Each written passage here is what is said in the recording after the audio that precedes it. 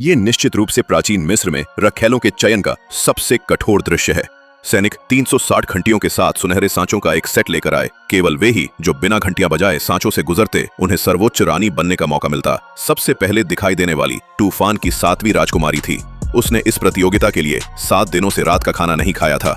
जल्द ही 7वीं राजकुमारी आसानी से सांचे से गुजर गई। दूसरी दिखाई देने वाली रेगिस्तान पर्यवेक्षक माशी थी। चूंकि उसने बचपन से ही अपने फिगर को सख्ती से नियंत्रित किया था, इसलिए वो आसानी से सांचे से गुजर सकती थी। सबसे आखिर में दिखाई देने वाली जीजी की छोटी राजकुमारी कुई हुआ थी।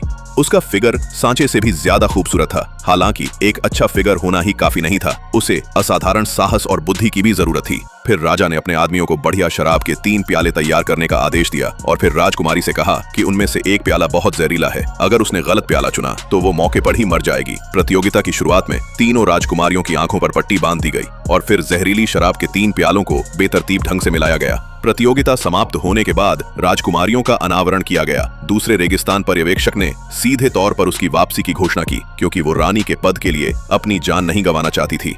यहाँ तक कि अद्वितीय सुंदरता 7वीं राजकुमारी ने भी कोशिश करने की हिम्मत नहीं की। लेकिन किसी को भी उम्मीद नहीं थी कि जीजी साम्राज्य की छोटी राजकुमारी ने न केवल अपना प्याला पी लिया, बल्कि बाकी 2 प्याले भी पी लिए, क्योंकि वो जानती थी कि राजा हमेशा अपने लोगों को अपने बच्चों की तरह प्यार करता है और कभी भी अपने लोगों को भ्रम में मरने नहीं देगा। राजा इससे बहुत संतुष्ट हुआ